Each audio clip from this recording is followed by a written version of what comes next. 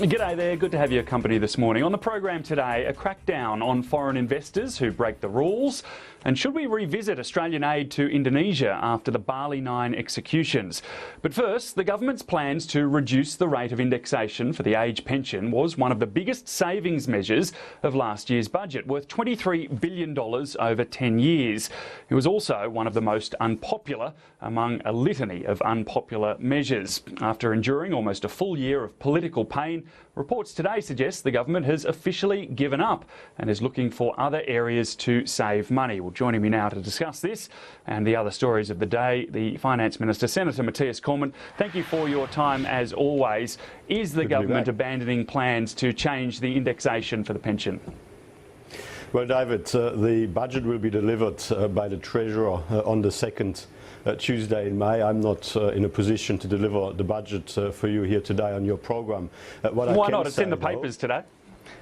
What I would say, the papers don't deliver the budget either. It'll be the Treasurer on the second Tuesday in May. But what I can say by way of more general comment, obviously over recent weeks, the Expenditure Review Committee has reviewed the progress that we've made since last year's budget in putting Australia on a stronger foundation for the future, repairing the budget mess that we inherited from our predecessors. We've also reviewed those issues that remain outstanding and to what extent there is a better way forward to achieve our objectives. And the detail on how we propose to do all of that will of course be part of the budget Tuesday, the 12th of May.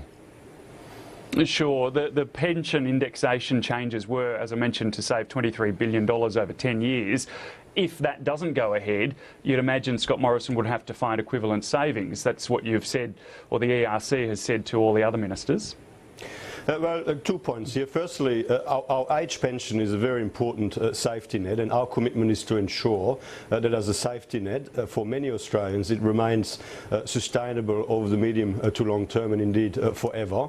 And our focus continues to be on making sure that that safety net remains sustainable. The second point is you're quite right, that wherever we have made judgments in this budget, as in the previous budget and indeed in the mid-year economic and fiscal outlook, to increase spending on certain areas because in our judgment that was required, we have set out to more than offset that additional spending by more than enough savings in other areas of government. So that is very much the approach that we've taken in this budget as well. Wherever there is a need for new spending, we have gone out of our way to more than offset that by new savings in other areas.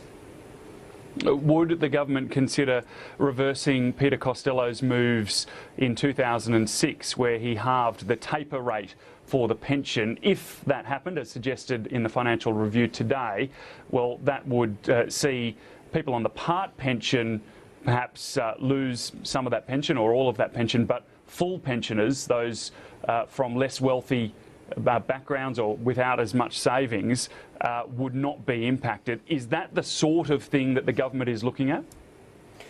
David, I'm being as helpful as I possibly can be, but I'm not going to deliver the budget for you today. Okay.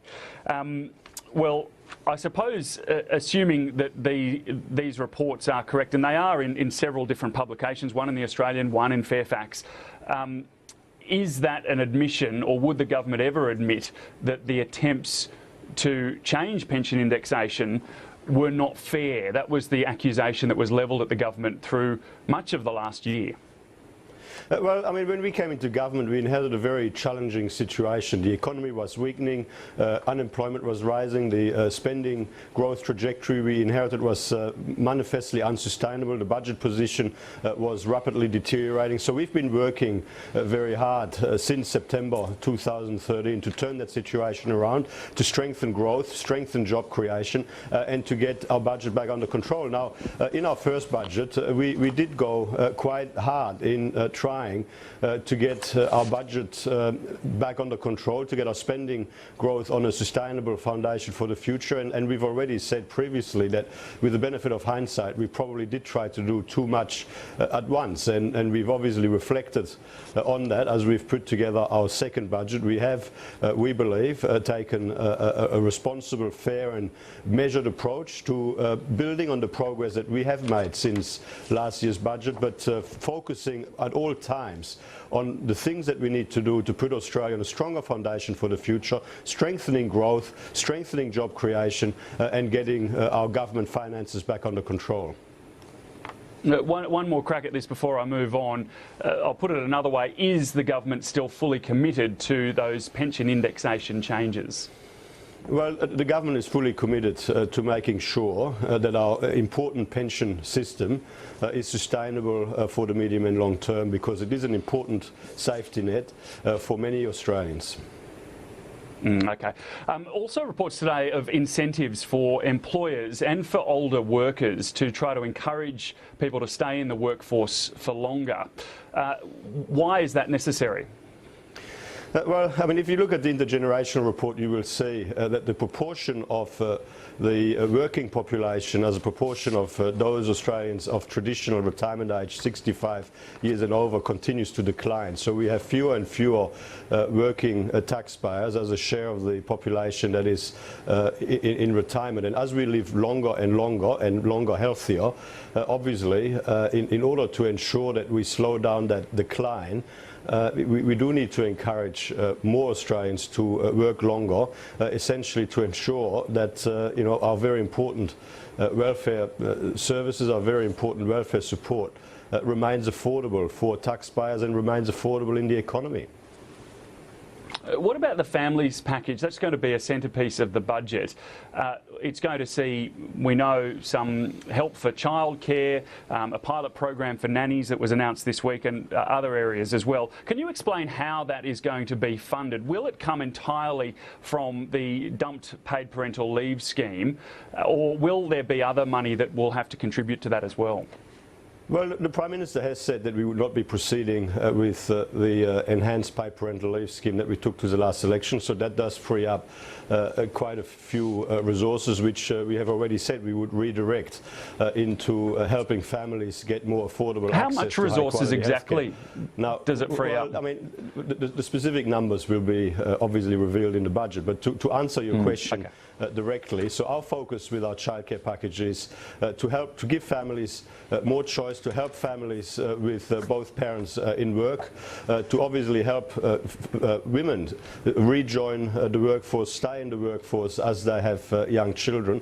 It is a very important part of our overall economic plan, and all additional funding in relation to it is more than fully offset from savings in other parts of the budget. Now, where that exactly comes from, all of that detail will be revealed in the budget. We also see today the Prime Minister is going to announce a crackdown on foreign investors who break the rules in the Australian property market. Big fines, jail terms as well. Is Australia still open for business?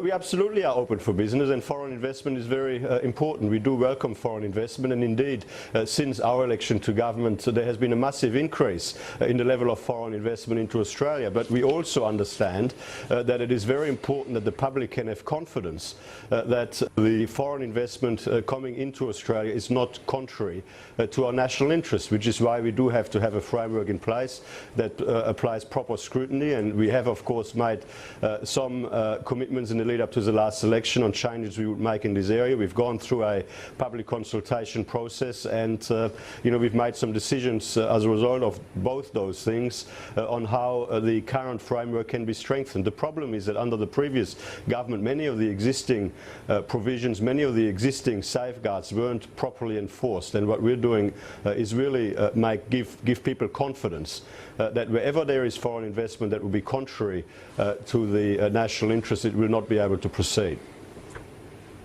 There's a lot of anecdotal evidence about foreign investors squeezing out locals when it comes to auctions, particularly in housing markets like Sydney and Melbourne. But does the government rely on more substantial data than that? Where's the evidence that this crackdown is needed?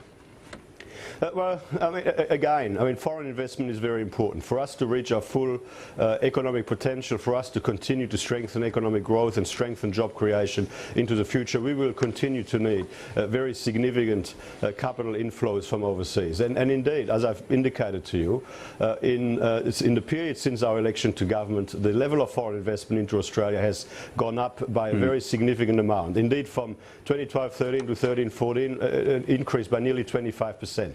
Now, having said that, of course there are areas where the level of foreign investment can have more sensitive implications in our market, and we have to have a capacity to make judgments on whether or not a particular foreign investment approach is or is not contrary to our national interest, and we've got to be able to make judgment to stop foreign investment that is not in our national interest.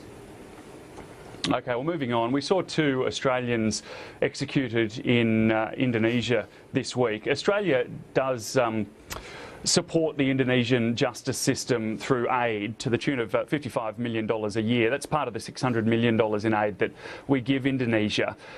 With the budget in such a difficult position, should aid be revisited in response to the executions we saw this week? Should we be supporting a justice system that's put 2 of our citizens to death? Well, there's 2 different things here. Firstly, our relationship with Indonesia went obviously through a very difficult period in this past week. Having said that, it continues to be obviously a very important key relationship, and we will work to ensure that as quickly as possible we go back to where we were before the events of this past week. In relation to aid, the government made some significant savings in the aid budget, in last year's budget and in the mid-year economic and fiscal outlook before Christmas last year. Now, the specifics on how that is allocated to which country it is are really matters for the foreign minister, and as the foreign minister has already indicated, she will be providing some detail in relation to that in the context of the budget on the second Tuesday in May. The Foreign Minister said yesterday, and you mentioned the relationship and the importance of it, that, well, it's time for us to seek to move on. We need to build relations at a government level and people level and look at the long-term future of the relationship. What do you make of those comments? Is it time to move on? It's only a few days since the executions took place. Well, I mean, Julie Bishop is absolutely right, and I think that Julie Bishop has handled what was a very difficult set of circumstances exceptionally well.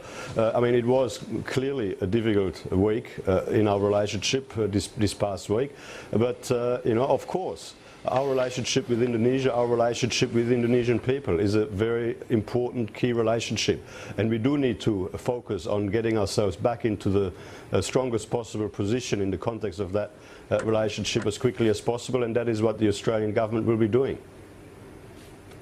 Just finally, Laurie Oakes today is suggesting in his column that the government, the Prime Minister in particular, is considering a snap election after the budget if things go well for the government. Is that under consideration? I've read those comments. Let me unequivocally reassure you that our intention is to serve our full term. We still have a lot of work to do to put Australia on a stronger foundation for the future. That is what all of us are focused on. That is what I'm focused on.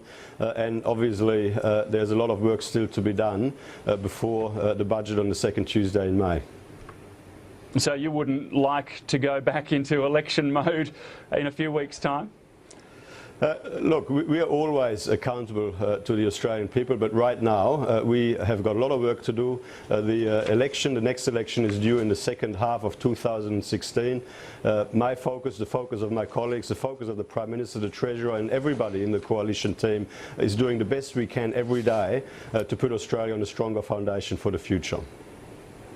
Finance Minister, Senator Mathias Cormann, great to speak to you as always this morning, and all the best for the couple of weeks ahead. A big few weeks of work for you leading up to the budget. Thanks again. After the break, Labor's Stephen Jones will respond. Stay with us.